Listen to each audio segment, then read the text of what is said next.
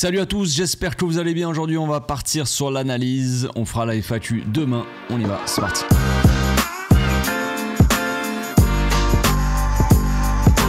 Au passage, n'hésite pas à nous rejoindre si c'est pas encore fait et à partager la chaîne autour de toi, ça fera plaisir à tonton. Bon, on n'est pas sur la forme la plus olympique qui soit, je suis un peu claqué mais bon, on va faire ça comme ça en détente, hein. Vous étonnez pas si je m'endors en même temps que j'enregistre. C'est comme ça. On va commencer par une petite séquence du but collectif là qui a été annulé injustement. Hein. Encore une fois, une belle enculada de la part de l'arbitrage. Bon, on commence à avoir l'habitude, mais ça fait toujours plaisir. Hein. Le truc, le bordel, c'est un chou-fleur maintenant. C'est plus un... Enfin bref, pour cette analyse, comme je l'avais dit, on va rester quand même assez focus sur le rôle de Rafinha hier. On va regarder un peu tout ça, mais il y aura quand même 2-3 séquences collectives où on va parler quand même un peu d'autres joueurs, quoi, évidemment. Donc, sur ce but collectif, ça part d'une récupération de Cubarsí dans l'axe avec une relance sur Koundé. On voit que le bloc de Las Palmas quand même est bien en place. Ils étaient en train d'attaquer, donc ils sont assez hauts. Ils vont essayer de nous faire un pressing pour éviter qu'on sorte la balle. On voit Gundogan et on voit surtout Sergi Roberto qui sont quand même assez proches. Sergi Roberto est pas hyper éloigné non plus, et Rafinha quand même est assez descendu assez bas défendre, parce que comme on le sait, on ne soulignera jamais assez les efforts de Rafinha. Si on peut parler positivement de Rafinha, on peut citer évidemment principalement ses efforts sans ballon. Donc on a aussi Fermin hein, qui fait beaucoup d'efforts, qui était redescendu défendre, qui est juste là dans l'angle. Koundé qui va trouver donc Gundogan en point d'appui, Gundogan qui va trouver Fermin derrière, Fermin qui va faire ce petit dribble sur Sandro, ce petit contrôle on va dire orienté. Il a fait une petite feinte de corps un petit peu avant vite fait pour s'ouvrir un peu l'angle de passe, puis après il va aller trouver Sergi Roberto qui est resté là donc en soutien comme je l'ai dit. Le capitaine donc qui va trouver Cubarsí, qui est assez seul on va dire. Il va attaquer un petit peu avant de servir Cubarsí. Vous voyez, il va un petit peu, il rentre un petit peu vers là pour éviter parce que s'il va vers là par exemple, pour se protéger un peu du pressing de ce joueur là, s'il va trop vers la gauche, bah le joueur là il va l'accompagner et il va venir fermer et il va être plus proche de Cubarsí. Donc Sergi Roberto intelligemment, bon voilà, c'est quelque chose d'assez naturel, c'est pas non plus un truc réfléchi de fou, mais il va un petit peu vers l'axe et un petit peu vers ce joueur, comme ça ce joueur là il hésite un peu à sortir et il se dit peut-être qu'il va faire la passe là, ou alors il va essayer de faire sa course et repartir vers là, donc il est attentif pour potentiellement le bloquer quoi. Là la passe pour Inigo Martinez elle est un peu risquée aussi, puis s'il y a le joueur qui sort sur lui, Cancelo est un peu loin, la passe est un peu compliquée évidemment. Donc Roberto vient fixer un petit peu et va servir Cubarsí. Et Cubarsí va nous faire une belle relance. Alors je sais pas si c'était vraiment pour Rafinha, j'avais l'impression que c'était pour Cancelo, vu du stade. En tout cas, personnellement, quand je me rappelle un petit peu de la relance, et j'ai trouvé que c'était une relance ratée, un dégagement raté. Mais bref, ça arrive sur Rafinha tranquillement qui est là donc en soutien et qui est pressé, qui va faire un petit dribble.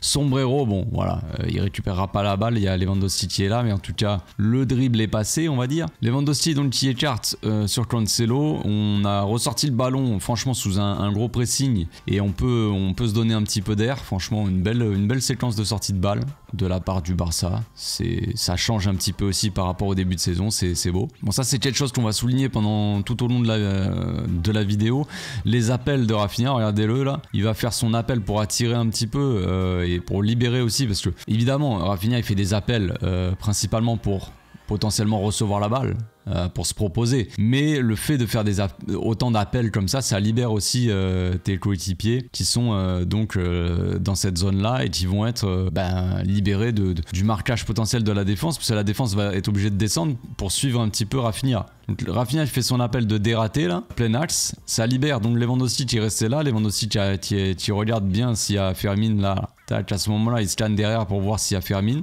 Donc il sait très bien que Fermin est derrière lui, il va pouvoir laisser passer le ballon. Donc c'est ce qu'il fait, il laisse passer le ballon.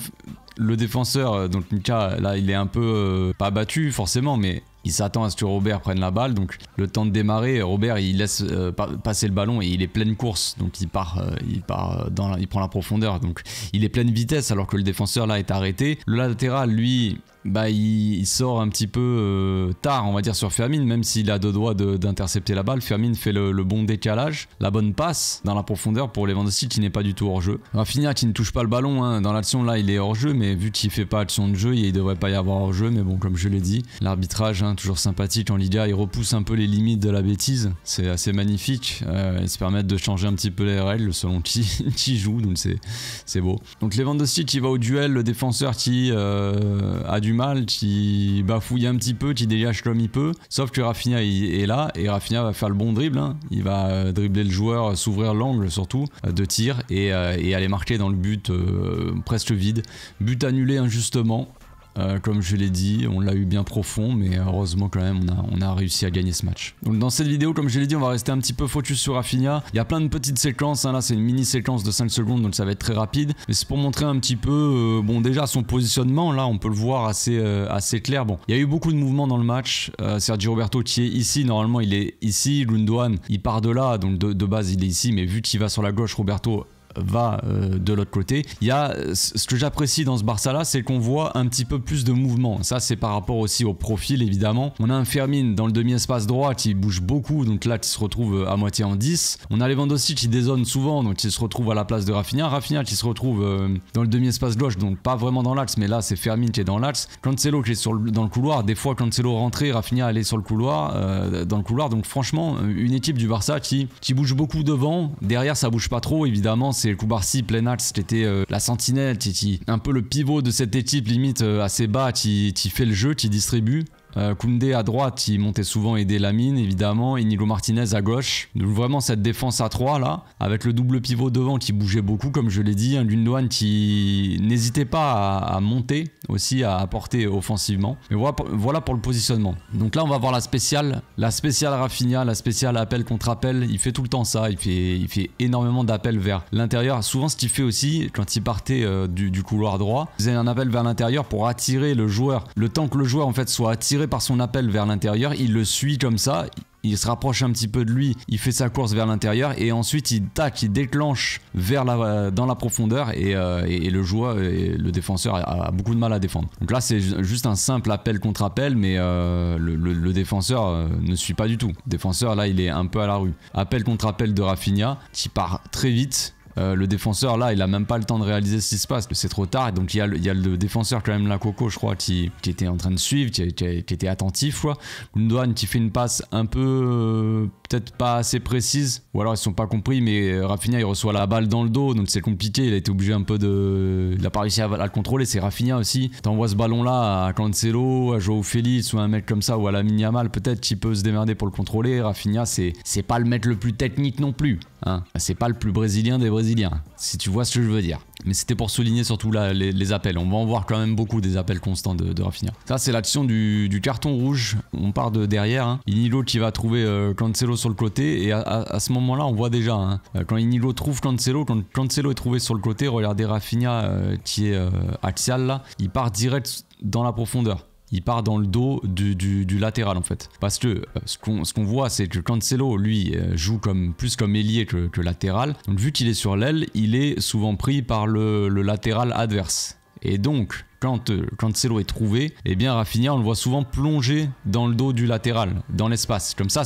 permet déjà dans un premier temps d'avoir cette zone là assez libre pour Rafinha. Donc si Cancelo le trouve, ça peut faire des dégâts. Le défenseur central lui est obligé de suivre Rafinha, donc ce qui veut dire qu'il va écarter aussi et laisser un peu plus de place dans l'axe. Et dans l'axe il y aura Lewandowski et il y aura potentiellement Fermin qui prendra l'axe. Donc on aura là une défense là regardez la défense, il y a le latéral qui sort sur Cancelo, le défenseur central qui sort sur Rafinha, le deuxième défenseur central qui est sur Lewandowski, et le latéral là, il y a Lamine sur l'aile, on voit pas bien mais il est en bas là, dans le couloir. Donc si le latéral resserre dans l'axe pour aider le défenseur et tenir un peu Fermin, eh bien Lamine sera complètement seul. Donc il y aura toujours cette supériorité là, et ça c'est intéressant. La passe de Cancelo elle est contrée, on perd la balle, on la récupère juste après avec un beau pressing et une belle récupération de la part de Gundogan assez propre. Et là à partir du moment où il y a la récupération, à partir du moment où Roberto il reçoit le ballon, on a déjà Rafinha qui déclenche son appel. Là il part dans la profondeur directe. Encore une fois, c'est un peu compliqué pour la défense de Las Palmas parce que ils sont très hauts sur le terrain, ils sont positionnés quand même très très haut. Ils faisaient un pressing. Las Palmas, comme on l'a dit, c'est une équipe joueuse, donc c'est une équipe qui va jouer, qui va pas hésiter à jouer loin de son but. Sauf que quand tu joues loin de ton but et que tu as un joueur comme Rafinha qui fait des appels constants dans le dos de la défense, ça peut être très dangereux, et ils vont le remarquer tout de suite parce que Roberto va bien lancer Rafinha, et là le gardien est obligé de sortir. Si le gardien sort pas là, là, il y a un face-à-face avec Rafinha, et plus que le face-à-face, parce que à la limite, tu peux te dire face-à-face, Rafinha, le gardien, c'est pas sûr qu'il y ait but, mais il y a quand même Robert qui est là, qui a suivi, donc si Rafinha décale sur Robert, après, c'est fini. T'es face-à-face avec le gardien, avec 2 joueurs du Barça, bon voilà, logiquement, il y a but. Donc le gardien est obligé de sortir, c'est assez impressionnant, mais il va complètement découper Rafinha, hein, qui va se faire... c'est violent. À vitesse réelle, c'est assez violent. Bon, heureusement que Rafinha est quelqu'un de solide, parce que tu fais ça sur Pedri, tu fais ça sur même sur Lamine, franchement j'ai peur. J'ai peur pour la carrière du joueur. Là c'est Rafinha, il est quand même assez solide heureusement. Mais voilà, ça fait carton rouge pour le gardien, logique. Alors là, petite séquence, on joue la 32e, donc forcément il y a eu le rouge pour le gardien. Donc là, j'ai eu l'impression qu'à ce moment-là, je suis pas sûr qu'avant Las Palmas il jouait vraiment à 5 derrière. Je pense qu'il jouait plus ou moins à 4 ou par moment peut-être à 5, mais pas forcément tout le temps, parce qu'on a vu dans les séquences d'avant où la défense, il y avait 2 latéraux et 2 centraux seulement. Et là on se retrouve peut-être avec un milieu qui jouait 3ème central, de temps en temps en tout cas. Donc on se retrouve d'un coup en 5-3-1 avec une équipe de Las Palmas qui joue la défense hein, uniquement, qui essaie de tenir le score. Ils se disent déjà que on avait un peu de mal à 11 contre 11 et qu'on prenait pas mal de vagues, à 2 doigts de marquer, à 2 doigts de se prendre quelques buts quoi. Donc forcément là ça joue full défense, et là on a la balle donc avec Inigo Martinez, et là il y a un truc qui me dérange des fois avec Inigo, c'est que j'ai l'impression qu'Inigo il cherche tout le temps juste à faire des passes longues. Il faut arrêter. Des fois il faut faire du jeu court et du jeu axial. On va voir avec une action de Cubarsí plus tard, qui va faire une passe et qui va trouver une solution, qui va déclencher toute une action de but juste avec une passe. Et là Inigo il a pas de solution. Il sait pas quoi faire en fait. Il y a tous les joueurs qui là, t'as Fermin qui lui dit mais repasse derrière, t'as Lunan qui est là mais frère qu'est-ce que tu fais, Roberto qui lui dit aussi de repasser derrière, Koundé qui fait des appels, bref il y a Rafinha à côté de lui qui est là, il attend indéfiniment de recevoir le ballon, et Inigo il sait pas quoi faire, et donc il tourne en rond, et qu'est-ce qu'il va faire? Il va absolument chercher à faire une transversale. Il adore le jeu long, alors je veux bien qu'il soit bon en jeu long, Inigo Martinez, mais faut pas en abuser. Là le bloc de Las Palmas il est bien en place, ils sont à 5 derrière, et il va me faire une transversale sur Lamine. Lamine c'est pas le joueur le plus costaud pour aller au duel aérien, pour aller choper le ballon face à un défenseur, et il va te faire une transversale sur Lamine Yamal. Donc forcément la transversale, voilà, vu que le bloc de Las Palmas est en place, Las Palmas défend, et voilà. Donc ça c'est un truc, c'est pas très grave, mais c'est un truc qui me dérange un petit peu avec Inigo Martinez. Bref, derrière on récupère la balle. Là cette fois-ci, regardez, Rafinha il est ici, il fait signe à Inigo Martinez là, de venir, monte. Tout le monde lui dit à Inigo, vas-y monte avec le ballon, va fixer les attaquants, les milieux, pour essayer de libérer justement nos attaquants et nos milieux de terrain. Inigo passe la balle à Sergi Roberto, et là on voit l'appel direct de Rafinha, on voit l'appel aussi de Cancelo, donc on a 2 appels en profondeur. On a Lewandowski lui qui vient, qui reste, qui fixe un petit peu cette défense en attendant le ballon un petit peu dans les pieds. Et derrière, dans le dos, on a Rafinha et Cancelo qui prennent la profondeur. Roberto fait peut-être le mauvais choix. Il la donne à Robert.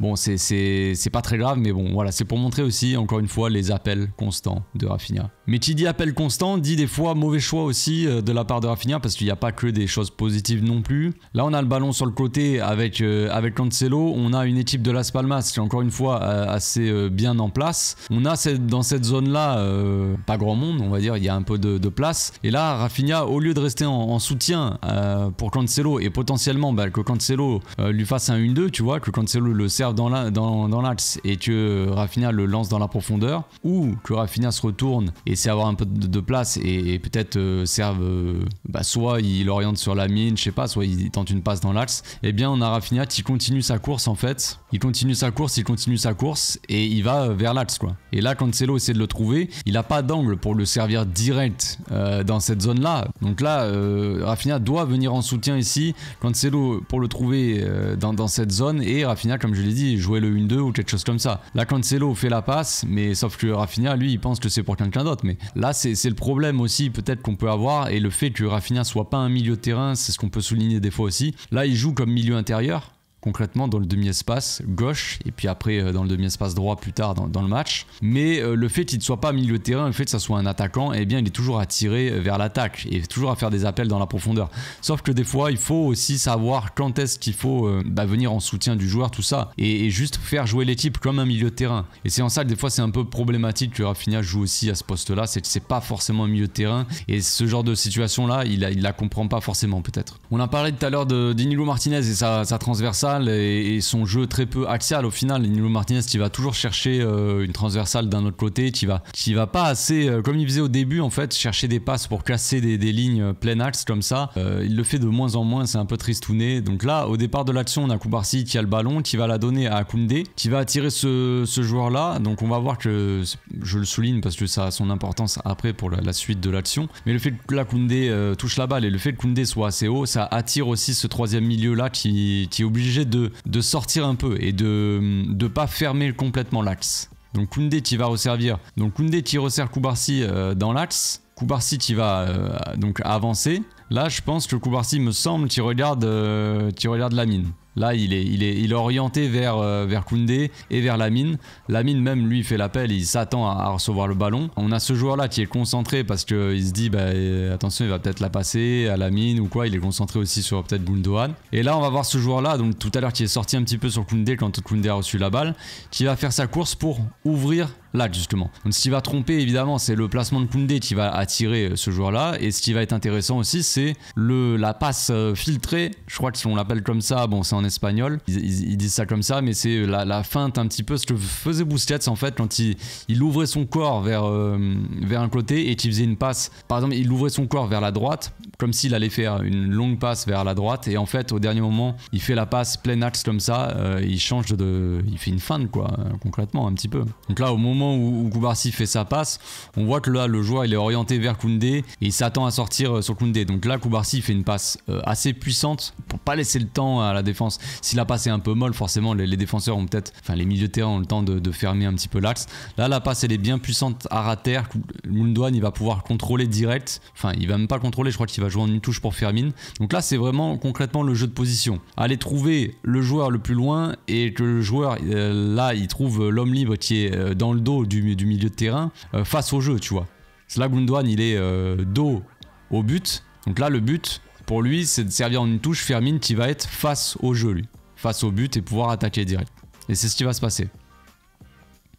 Là, on a la passe puissante de Koubarsi qui va arriver directement sur Gundogan parfaitement. Le défenseur central qui sort sur Gundogan évidemment direct, dès qu'il a la balle, il l'a vu, il sort sur lui. Sauf que Fermin Lopez, très libre encore une fois, et comme je l'ai dit, face au but, va pouvoir recevoir le ballon tranquillement et attaquer. Encore une fois, on a un appel de Rafinha aussi ici. C'est toujours à noter aussi, car si il fait pas forcément d'appel ou s'il n'est pas là pour attirer ce défenseur-là peut sortir sur Firmin et venir fermer cette zone-là, tu vois. Et alors que là, l'appel de Rafinha permet d'attirer comme ça le défenseur, et Firmin, ça lui laisse une marge un petit peu en plus pour avancer et pour potentiellement armer sa frappe et mettre une lucarne opposée. Bon, malheureusement, le tir passera à côté des buts. Donc là on va avoir une séquence sympathique aussi, un beau mouvement collectif avec des joueurs qui sont souvent en mouvement, et souvent on va voir Rafinha, on va voir Cancelo, par rapport à aussi Gundogan ou même Roberto, des joueurs qui bougent beaucoup en fait, et on va voir Rafinha déjà au départ de l'action en fait. Sergio Roberto il se fait un peu sécher par terre, et donc Roberto quand il va se lever il va être dans cette position là. Donc Rafinha, qu'est-ce qu'il va faire? Il va aller prendre la place de Sergio Roberto dans cette zone-là. Il est là, il a pris la place de Sergio Roberto qui est plus axial. Gundogan qui est très haut là, qui est dans le demi-espace. Et bien du coup, Firmin, il est un peu plus bas. Pas forcément à la place de Gundogan, il n'est pas forcément dans un double pivot parce qu'on jouait tellement haut que c'était vraiment il n'y a pas forcément de double pivot en soi. Là c'était il y avait, comme je l'ai dit, et puis il y a beaucoup de mouvements, donc ça permet d'apporter pas mal de solutions aussi aux joueurs en général. Donc Koubarsi va servir Inigo Martinez. Une fois qu'Inigo il a la balle, évidemment Rafinha il vient se replacer un petit peu dans sa zone là. On a Gundogan aussi qui va se replacer dans sa zone, Firmin qui va repartir. Bref, chacun reprend un petit peu sa place. Là encore une fois on a un appel de Rafinha dans la profondeur. Cancelo qui va revenir derrière sur Roberto. Roberto qui va repasser par la défense. Donc là on a Roberto qui est passé par Inigo qui a relancé sur Roberto. On a Gundogan qui est venu en soutien assez proche de Roberto pour attirer aussi ces joueurs-là, tu vois, et qu'il y a un petit peu d'espace entre parce que forcément l'espace entre le milieu et la défense, Las Palmas c'était très compact, hein, on peut le dire, c'était assez abusé. On a Cancelo qui est rentré dans l'axe sur son appel tout à l'heure, sur l'appel de Rafinha dans la profondeur. On a Cancelo qui a donné la balle à Roberto et qui est rentré dans l'axe. Donc une fois que Cancelo a pris la place de Rafinha, Rafinha prend la place de Cancelo. Donc Roberto va écarter sur Rafinha. Rafinha vient fixer son vis-à-vis, le latéral. On a Roberto qui fait l'appel un petit peu dans la profondeur, donc qui attire encore une fois ce milieu.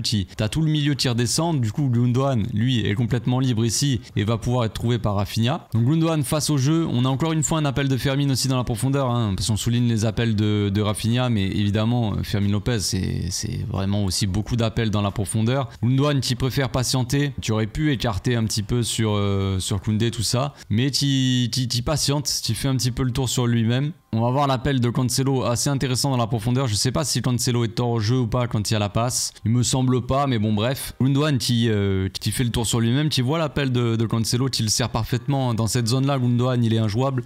Pour moi, il a des facilités techniques pour se retrouver dans les petits espaces comme ça, proche de la surface. C'est assez facile pour lui. Donc là, avec l'appel de Cancelo et la profondeur qui prend quoi, et on pense qu'il va centrer pour Lewandowski. Lewandowski qui fait l'appel au premier poteau quoi. Donc là, tu as toute la défense qui est attirée par Lewandowski, qui redescend, donc ça laisse un gros espace pour Rafinha et pour Roberto.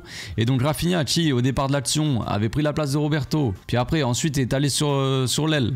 À la place de Cancelo qui était à l'intérieur, et on est repassé avec Cancelo sur l'aile qui fait l'appel, Gundogan qui le sert, et Rafinha qui se retrouve encore axial. Donc à la fin de l'action, il se retrouve très bien placé, quasiment au point de pénalty pour reprendre le tir.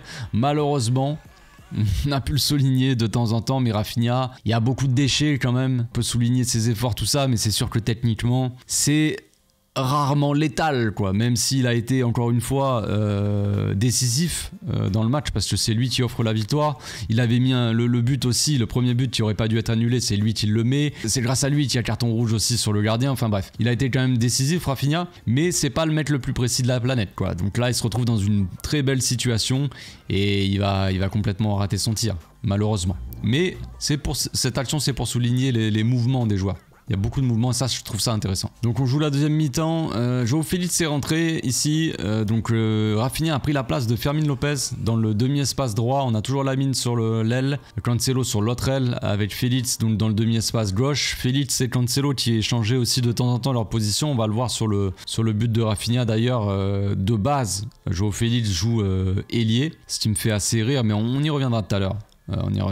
Koundé qui a donc le ballon, Rafinha qui vient se proposer plein axe là et qui est complètement seul. On a le pressing de Las Palmas qui est un peu décousu quoi là, l'équipe qui est un peu on a vraiment tous les défenseurs ici, ils sont 40 maintenant, 1 2 3 4 5 6, ils sont 6 en défense, on sait plus quoi. Mais bref, donc vraiment un petit bus. Donc Rafinha qui est seul, qui est trouvé par Koundé, et là le problème moi que je vois ici, c'est que Rafinha il aurait dû frapper plus tôt. On rembobine un peu, on regarde avant de recevoir la balle. Là, on voit Rafinha qui demande le ballon. Et qu'est-ce qu'il fait, ou qu'est-ce qu'il ne fait pas, plus précisément, alors que souvent il le fait quand même, c'est qu'il ne scanne pas. Normalement, tu dois scanner avant que le joueur fasse la passe. Et à partir du moment où le joueur fait la passe, tu dois encore une fois scanner, une dernière fois, voir qui y a ici. Et là, Rafinha, il scanne ni avant de recevoir le ballon, ni juste quand le ballon arrive, il ne scanne pas. Donc, en fait, il fait son contrôle. Et il ne sait pas qui y a devant lui. Et là, une fois qu'il est tourné, qu'il est orienté vers le but, là il voit qu'il n'y a personne. Alors que si il a scanné avant, eh bien il peut faire son contrôle orienté, ou c'est-à-dire qu'en gros, au lieu de faire un contrôle et de la garder dans les pieds, il peut faire un contrôle et se la pousser déjà un peu avant là. Tu vois, il se la met à 1 mètre de lui ou 50 cm ou un truc comme ça. Je pense qu'il est capable de faire quand même ce genre de contrôle. Ou il se la met un petit peu devant lui. Comme ça lui donne un petit peu le temps, un petit peu de marge pour potentiellement armer sa frappe. Parce que là, la balle, elle est dans ses pieds et il va pas frapper là. Il a pas d'élan. La balle, elle est trop proche de lui. Donc il est obligé de pousser le ballon. Donc il pousse un peu le ballon une première fois. La balle, elle est toujours collée à lui. Donc frère, encore une fois, t'as pas encore assez poussé ta balle pour tenter une frappe. Parce que le problème, moi, que je vois ici, c'est que c'est que Rafinha, il a une très belle frappe. On le sait. Alors, il va pas cadrer à chaque fois peut-être, mais on sait que sa frappe, elle peut faire très mal. On l'a déjà vu, rappelons-nous quand même de son premier but au Barça, c'était en pré-saison quand il est arrivé. Je sais pas si c'était son premier, mais en tout cas c'est moi le premier dont je me souviens. Et il avait allumé les cages de Courtois dans le Classico. C'était une frappe monumentale et je pense qu'il est capable de marquer des buts comme ça. Il peut en mettre quelques-uns dans la saison, je pense qu'il est capable. Mais là dans cette situation-là, il se met pas dans les bonnes conditions. Avant de recevoir la balle, il doit scanner et puis là il fait les mauvaises poussées de balle. Il garde le ballon dans les pieds, puis après il se désaxe totalement. Là limite il pousse la balle, elle est trop loin de lui ou je sais pas, c'est trop bizarre et le temps qu'il frappe après c'est contré quoi, c'est contré, c'est trop tard. Donc là c'est mauvais, il s'est mis dans les mauvaises conditions tout seul en fait, c'est dommage. Donc là on va voir l'action juste avant le but, c'est un peu la même action sauf que ça se passe pas du tout pareil, mais on voit que Félix a la balle, on voit qu'il est dans le couloir gauche et qu'il rentre vers l'axe tout simplement et on va voir l'appel de Rafinha. On avance un petit peu, on voit que là Félix vient dribbler un petit peu, rentre dans l'axe et on voit que Rafinha lui, regardez-le, il fait son appel pleine balle dans le dos du milieu de terrain là, vers la surface quoi tout simplement. Félix le voit, je pense que là il a la tête levée, mais bon c'est un peu compliqué, il est un peu entouré, c'est risqué, surtout que l'appel de Rafinha, il y a encore les défenseurs et tout, il est pas forcément très tranchant, donc il y a pas de passe de la part de Félix, mais plus tard Félix fera la passe et Rafinha mettra son but. Tu vois, c'est le même appel dans la même zone et Félix est plus ou moins dans la même zone. Je crois que quand il fait sa passe, il est un peu plus loin et il a un peu plus de liberté. Mais voilà. Donc on finit par la séquence du but. Au départ de l'action, donc il y a une sortie de balle. Sergio Roberto qui va trouver Félix dans le couloir. Félix qui, une fois qu'il est dans le couloir, rentre dans l'axe. Donc il est souvent il échange en fait avec Cancelo. De temps en temps il joue couloir, de temps en temps il joue axe. Ce qu'on voit plus ou moins depuis le début de saison. C'est-à-dire que quand Cancelo joue à gauche et quand Félix joue aussi à gauche, là où il a la plupart du temps joué, et bien quand il défend, il est ailier. Hein, parce que j'ai vu que sur Twitter, il y en a qui n'ont pas l'air de comprendre. Je vais essayer d'être clair pour ceux qui, si jamais n'ont pas compris. Joao Félix en phase défensive, quand il joue à ce poste-là, eh bien il joue ailier gauche, donc il doit défendre sur le latéral qui monte. Voilà, jusque là, je pense que tout le monde a compris, a suivi. C'est assez basique. Et quand on a le ballon, quand on construit, quand on attaque, et bien Cancelo lui prend le couloir, il prend l'aile et Joao Félix rentre dans l'axe et joue principalement dans le demi-espace. Donc il y en a qui disent ouais voilà, vous voyez quand Félix joue axial, joue à sa position, bizarrement s'il joue mieux, mais il joue comme ça depuis le début de saison. Et puis là dans le match, dans l'action d'avant, quand il rentre dans l'axe, où était-il Joao Félix? Il était dans le couloir. Donc les gars, il faut juste ouvrir les yeux, regarder un petit peu le match et ça va bien se passer. Donc Joao Félix rentre dans l'axe, il attaque, il gagne un peu du temps. Donc là on voit quand même qu'il a beaucoup plus de liberté. Il a la liberté, on va dire, d'attendre que Rafinha fasse l'appel vraiment et que lui il ait le temps vraiment de faire la passe, parce que tout à l'heure Rafinha il faisait son appel d'assez loin aussi, mais Félix n'avait pas forcément le temps d'attendre pour lui faire la passe parce qu'il était bien entouré. Là, il rentre, il patiente, on le voit. Il rentre dans l'axe et comme ça, il s'écarte un petit peu des milieux pour pas qu'ils viennent le presser, qu'il ait le temps de faire sa passe tranquillement. Rafinha, lui, part de très loin. Comme d'habitude, les appels en profondeur de Rafinha, c'est sa plus grande force. Et si on arrive en fait à utiliser cette force-là de Rafinha, je pense que ça peut être beaucoup plus intéressant pour le Barça. Le problème, c'est que la plupart du temps, quand il fait des appels, c'est des appels dans le vide. Mais bon bref, pour le coup Félix et Rafinha se sont bien compris. La passe c'est un bijou, hein, la passe de Félix, petite balle piquée au-dessus de la défense. T'as l'impression que la balle ne s'arrête pas de flotter et qu'elle est déposée quoi sur la tête de Rafinha. Je sais pas, c'est de l'art en fait. De toute façon ce genre de passe, moi vous savez, hein, je préfère, moi je trouve plus beau les passes que les buts en vrai. Bon, ça dépend les buts et ça dépend les passes, vous allez me dire, évidemment. Mais quand les passes sont magnifiques comme ça, dans ce genre de but-là, la tête de Rafinha, elle est exceptionnelle. Elle est exceptionnelle, mais la passe, elle est encore plus belle. Parce que si cette passe-là n'existe pas, il n'y a pas de but, forcément. Donc petite balle piquée, elle flotte. On dirait que quand la balle comme ça, elle est piquée au-dessus de la défense, on dirait que le temps s'arrête. S'arrête en même temps, le temps flotte en même temps que la balle. C'est magnifique. Donc on a Rafinha qui continue son appel. Regardez, la balle et Rafinha, ils sont faits pour être ensemble, quoi. C'est le couple de l'année. Non, mais vraiment... La balle, elle est vraiment dans la course parfaite. Elle arrive, on dirait, comme j'ai dit, hein, déposée sur la tête de Rafinha, quoi. il continue sa course et vraiment hop voilà, elle arrive sur sa tête quoi. Il a pas vraiment besoin de sauter et voilà, ça nous rappelle un petit peu la saison dernière, je sais pas si vous vous souvenez, mais la passe de Frenchy d'un peu plus loin je crois, et il fait une balle piquée pareil au-dessus de la défense avec un appel de Rafinha qui partait pour le coup du couloir je crois pour aller dans l'axe, et Rafinha qui saute et qui met sa tête et je crois qu'il lobe un petit peu le gardien ou un truc comme ça, mais ça nous rappelle un petit peu ce but, et comme quoi Rafinha dans ce domaine là ça peut être une arme un petit peu plus fatale quoi, disons. Et il est souvent intéressant quoi. Puis encore une fois, la saison dernière j'avais dit, la passe de Frenchy c'est magnifique. Je crois que dans l'analyse j'avais dit plus ou moins les mêmes choses, c'est que la passe c'est une œuvre d'art quoi. Donc Rafinha vient placer sa tête aussi, on peut souligner la passe mais faut souligner la tête c'est n'importe quoi, elle part en lucarne complète quoi, tu peux pas faire plus lucarne que ça quoi, regarde ça la balle où elle va quoi. Donc même si le goal plongeait bien ou quoi, c'était quand même très difficile de l'arrêter. Donc franchement, voilà, on va finir là-dessus. On a vu un beau match, je l'ai dit hier, mais je vais me répéter un petit peu pour conclure un peu cette vidéo. On a vu un beau petit match avec un Barça qui apportait beaucoup de mouvements.